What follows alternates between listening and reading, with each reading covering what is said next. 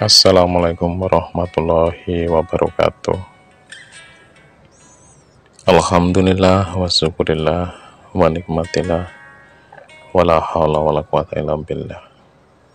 Amma ba'du. Allahumma sholli ala sayyidina Muhammad wa ala alihi sayyidina Muhammad. Berjumpa lagi bersama channel Kendil Ireng untuk para teman-teman, saudara-saudara, para penonton pemirsa channel Kendil Ireng yang selalu setia di channel Kendil Ireng. Saya ucapkan banyak terima kasih atas kesetiaannya, atas kehadirannya di setiap konten-konten kami. Semoga setiap konten-konten kami membawa manfaat, membawa hikmah, tambah wawasan untuk kita, dan semoga kita senantiasa diberikan kesehatan, keselamatan, perlindungan, serta tetap iman Islam. Kepada penonton pemirsa setia channel Kendil Ireng dimanapun Anda berada, kali ini channel Kendil Ireng akan mengisahkan seseorang tentang wali tanpa nama dan tanpa gelar.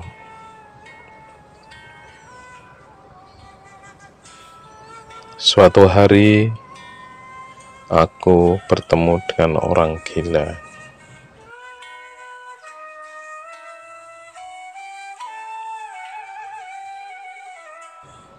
Tak jauh dari makam seorang waliullah. Orang gila tersebut ngoceh, tidak jelas, seperti bicara dengan seseorang, dan dia berbicara seperti ini. Andaikan mereka tahu bahwa ada wali tanpa nama dan tanpa gelar yang memiliki kemampuan seperti halnya wali kutub, niscaya mereka akan datang berbondong-bondong mencium tangan wali tanpa nama dan tanpa gelar tersebut untuk meminta didoakan hajatnya. Jika wali tanpa nama dan tanpa gelar itu telah wafat, niscaya mereka akan berlama-lama di pekuburannya,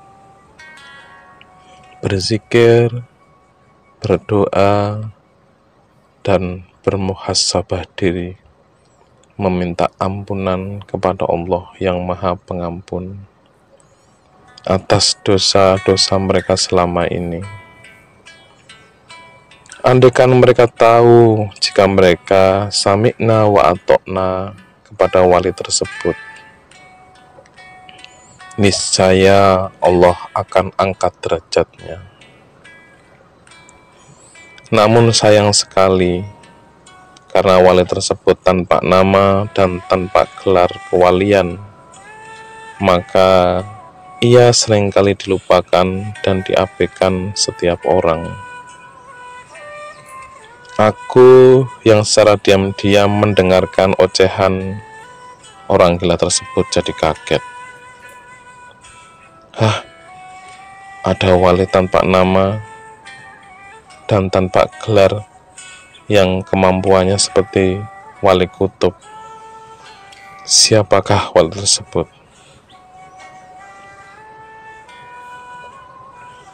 Dengan sedikit rasa takut, aku dekati orang gila itu karena penasaran, ingin tahu siapa sebenarnya wali yang tanpa nama, tanpa gelar tersebut. Lalu aku dekati dia, dan aku bertanya, "Maaf Mbah, tadi saya dengar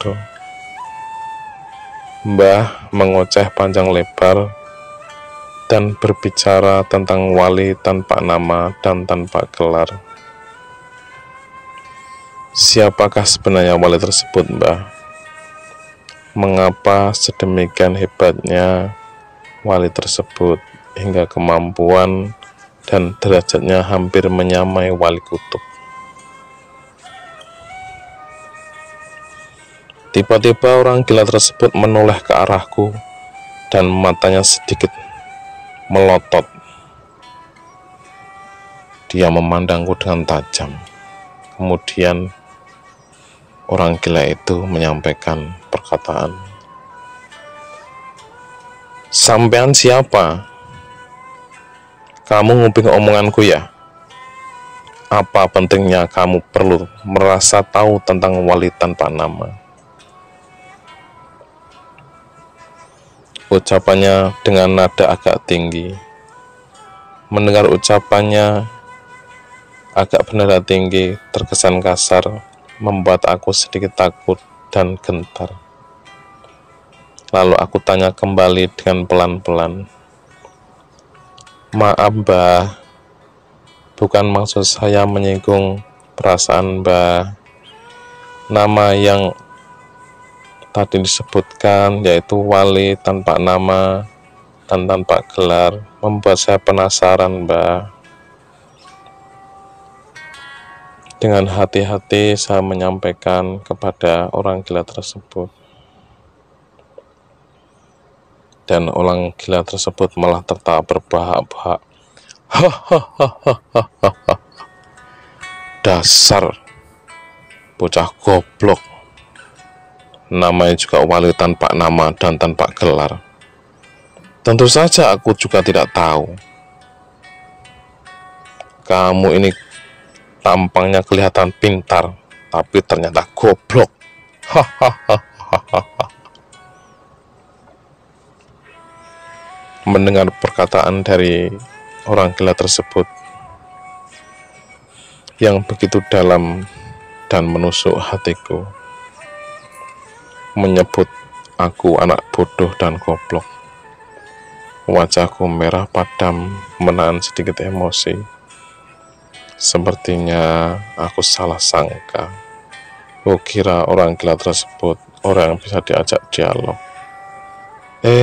Ternyata dia sebut aku bocah goblok. Ya sudahlah, aku memang goblok. Namanya juga wali tanpa nama, tanpa gelar. Jadi siapa yang tahu nama wali tersebut? Siapa yang tahu gelar wali tersebut? Sedangkan wali tersebut tanpa gelar. Sudahlah, sebaiknya aku tinggalkan saja dia. Aku pun mulai berbalik dan membuang muka dan wajah masam, tidak meninggalkan orang gila tersebut. "Hei kamu, kemana sampean? Sampean ini bagaimana?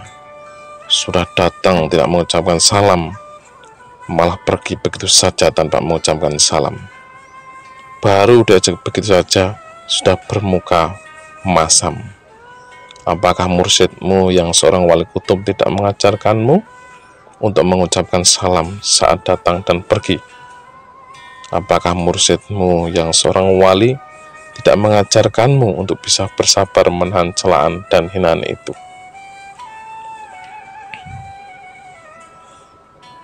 Langkahku berhenti. Astagfirullah. Betul sekali.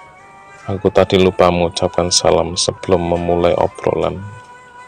Dan aku juga pergi begitu saja tanpa mengucapkan salam. Dan tak kusangka dia menyebut mursyidku, seorang wali kutub. Sepertinya dia mengenal mursyidku. Kemudian aku kembali menghampirinya dan berkata, "Assalamualaikum warahmatullahi wabarakatuh, Mbah. Mohon maaf, Mbah, atas kelancangan saya karena datang dan pergi tanpa mengucapkan salam. Sekali lagi saya mohon maaf, Mbah. Ku coba meraih tangannya untuk menyalami dan menyium tangannya. Orang gila itu menepis tanganku seraya berkata, "Wes, wes, sudah. Cukup bilang minta maaf saja dan tidak perlu cium tangan-tangan segala." Aku jadi salah tingkah.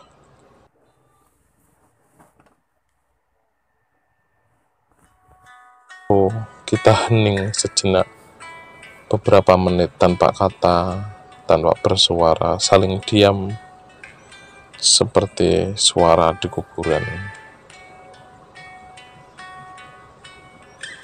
Tiba-tiba orang gila tersebut ngoceh lagi. "Ngapain kamu di sini?" Aku sedikit agak kaget. "Maaf, Mbah, orang gila tersebut menyela kalimatku. Anu apa? Ngomong yang jelas, jangan ngomong jorok. Itu anumu ada di situ, mau pamer dan adu anu. Ayo sini, aku ladenin. Mana anumu? Ayo, tunjukkan." Aduh, hancur dah saya. Mukaku rasanya merah padam, merasa salah tingkah dan bodoh di hadapan orang gila tersebut. Dengan rasa sedikit menahan malu, aku tetap memberanikan diri untuk bertanya. "Gini Mbah, maksudnya saya bukan Mbah. Maksud saya adalah ingin tahu siapa sebenarnya wali tanpa nama, tanpa gelar yang Mbah katakan saat saya mencuri dengar tadi." Orang gila itu tersebut bertanya kepada diriku, "Kamu ini gak pinter-pinter juga. Sudah berapa lama kamu belajar tasawuf?" Aku menjawab, "Sudah sekitar 7 tahun, Mbah." "Sudah 7 tahun, masa kamu orang mudeng dan tidak tahu wali tanpa nama dan tanpa gelar? Memangnya gurumu tidak mengasih tahu kamu?" "Saya sering membaca dan mendengarkan dari guru saya, Mbah. Tapi saya belum tahu dan belum pernah dengar ada wali tanpa nama dan tanpa gelar. Dan guru saya pun tidak pernah menyebutkan siapa wali tersebut." Orang gila itu malah tertawa bergegak, lalu berkata, "Sebenarnya gurumu sudah menyebutkannya, bahkan berulang-ulang kali menyebutkannya. Hanya saja kamu yang tidak faham-faham dengan maksud gurumu. Lagi pula sebutan wali tanpa nama dan tanpa gelar, jelas gurumu tidak tahu nama wali tersebut dan tidak tahu gelar wali tersebut. Tapi kamu sendiri tahu siapa wali tersebut. Bahkan wali tersebut begitu dekat denganmu." Aku bergumam di dalam hati. Apa? Aku mengenal wali tersebut? Siapa dia? Aku tambah penasaran. Siapakah wali tersebut yang dimaksud orang gila tersebut? Lalu aku beranikan lagi bertanya, "Maaf Mbah, siapakah yang Mbah maksud? Mbah, katakan aku mengenal wali tanpa nama dan tanpa gelar tersebut. Bahkan Mbah mengatakan wali tersebut dekat denganku. Siapakah yang Mbah maksud?" Hahaha. "Wali tanpa nama dan tanpa gelar itu adalah orang tuamu sendiri.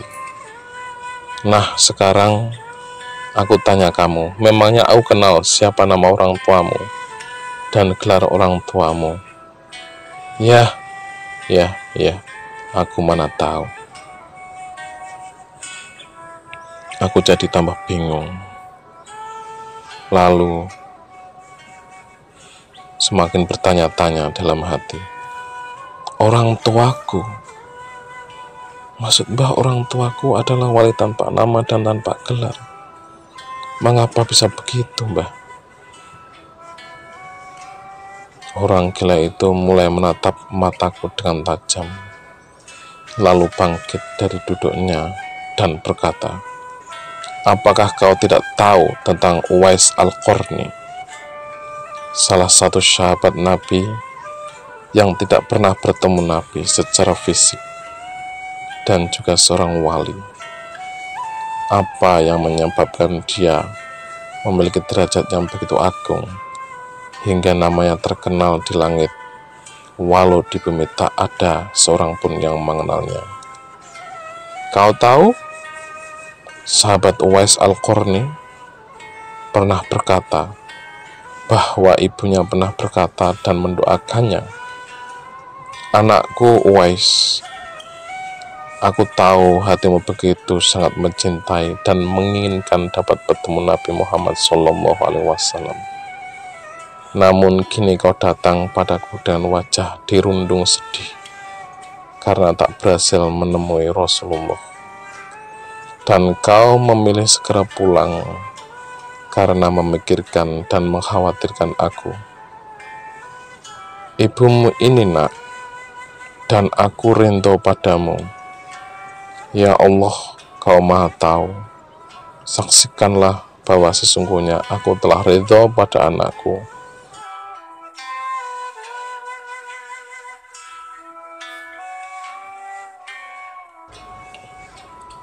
Maka terimalah rindoku ya Allah, dan ridhoilah anakku Uwais.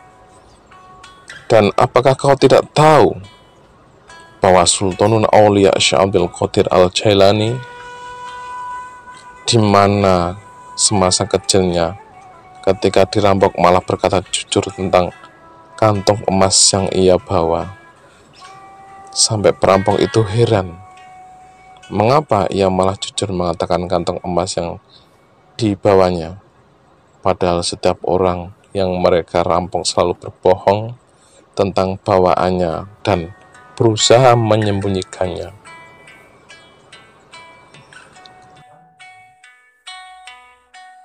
Syekh Abdul Qadir Jailani berkata, ketika aku hendak bepergian menuntut ilmu, ibuku berpesan, anakku, bila engkau bertemu dengan siapapun, maka jujurlah, jangan pernah berbohong. Sungguh ibu lebih ridho bila engkau jujur, sekalipun engkau harus kehilangan harta dan perbekalanmu, daripada kamu harus kehilangan kejujuran.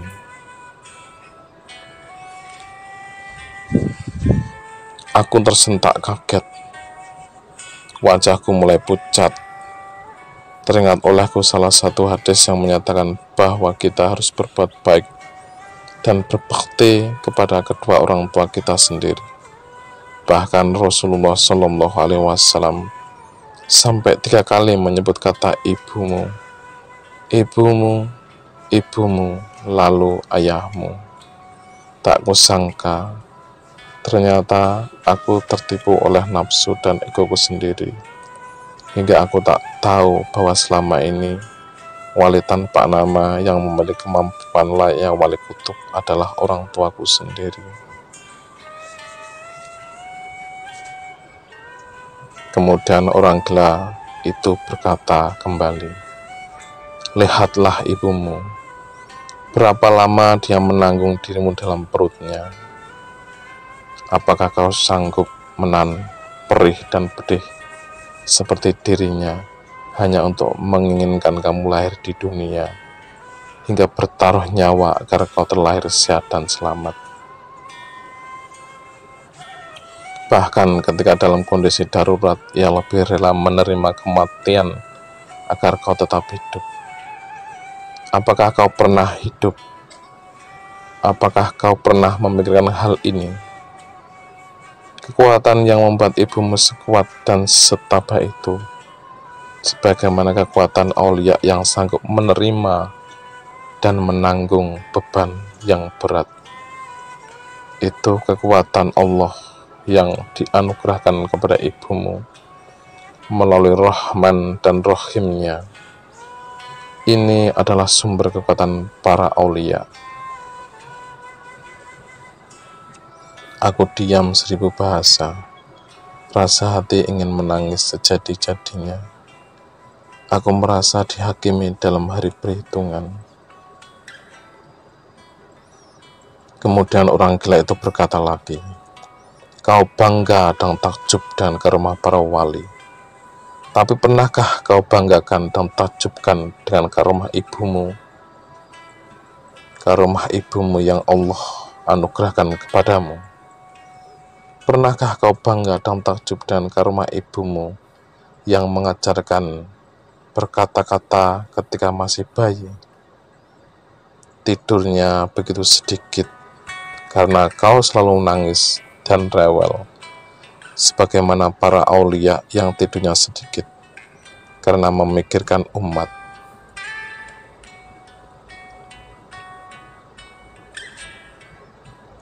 Air susunya seakan akan tak pernah habis setiap kali kau menegak ingin netek. Apakah kau tak tahu kalau itu adalah bukti karomah ibumu? Tidakkah kau pernah mendengar kalimat ini, bahwa ridho Allah adalah ridho dari kedua orang tuamu?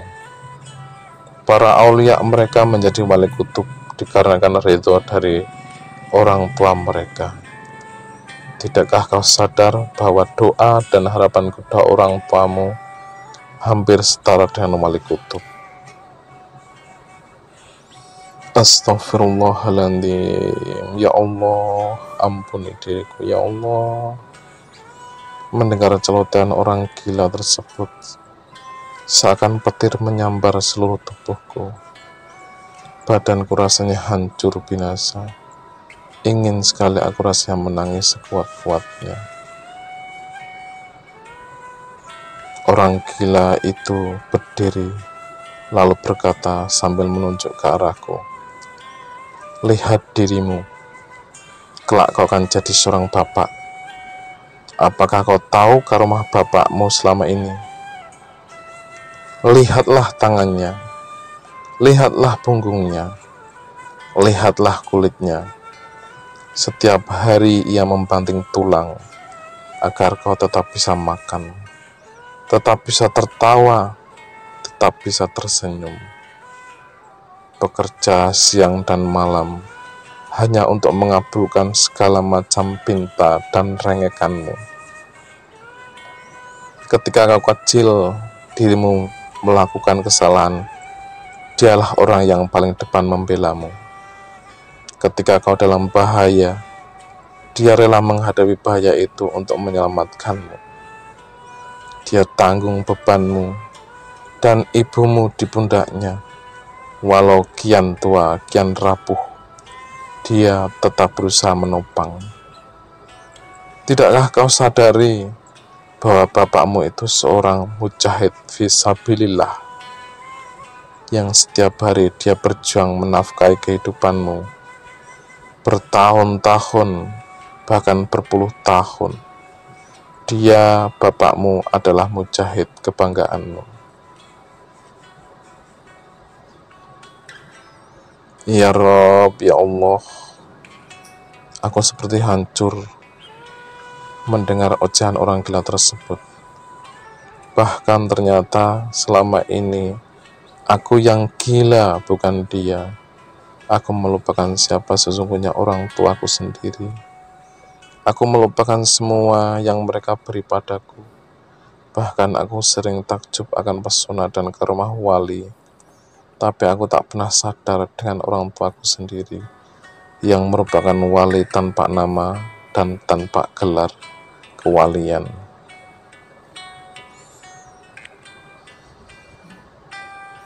Sesaat kemudian orang gila itu berlalu meninggalkanku tanpa sepatah kata pun. Aku mengikuti dia dari belakang, ingin tahu kemana dia pergi. Ternyata dia mendatangi 2 gundukan tanah. Dia duduk di sana, mulutnya komat kamit seperti orang yang berdialog dan berbicara. Namun karena dia menggunakan bahasa daerah yang tidak ku mengerti, aku tidak tahu apa yang dia ucapkan.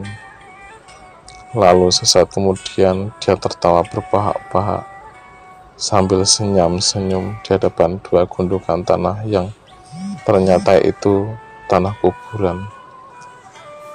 Tapi aku tak tahu kuburan siapa itu.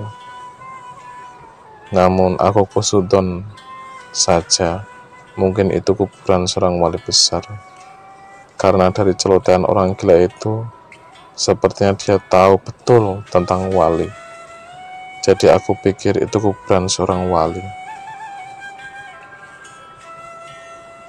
Tiba-tiba setelah selesai dia tertawa. Dia diam begitu lama. Suasananya menjadi hening. Kemudian kulihat dia mulai menangis, meneteskan air mata dengan suara berisik-isik. Tangisan begitu pilu sampai terasa menyayat hatiku untuk terus menangis.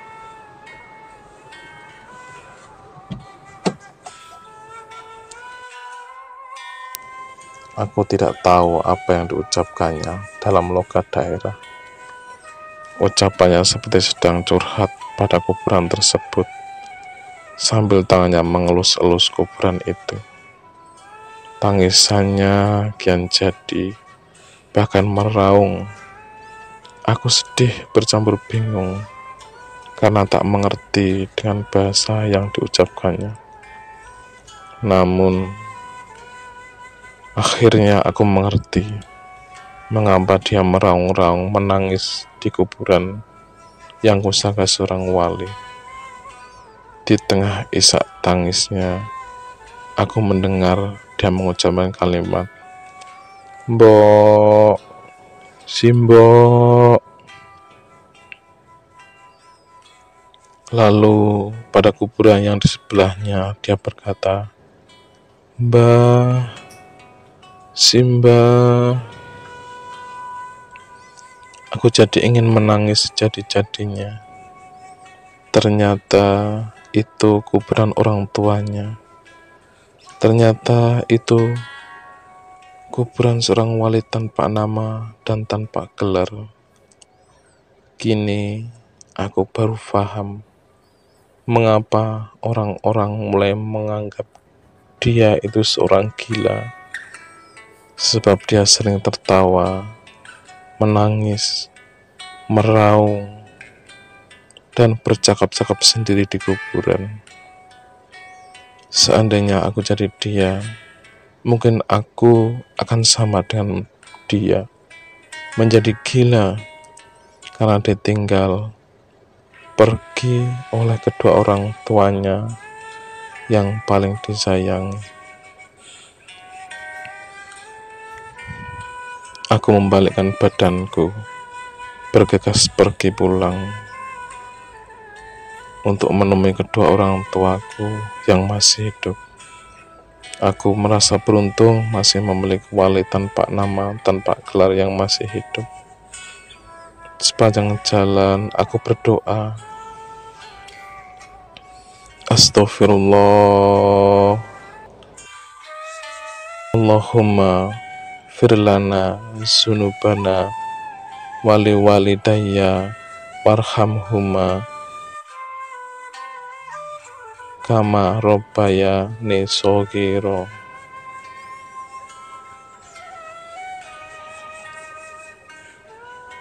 Para penonton, pemirsa channel Kendil Ireng dimanapun Anda berada, demikianlah kisah siapakah wali tanpa nama dan tanpa gelar kewalian tersebut. Semoga kisah ini bisa bermanfaat dan menambah wawasan bagi kita semuanya. Saya ucapkan banyak terima kasih. Akhirul kalam, wassalamualaikum warahmatullahi wabarakatuh.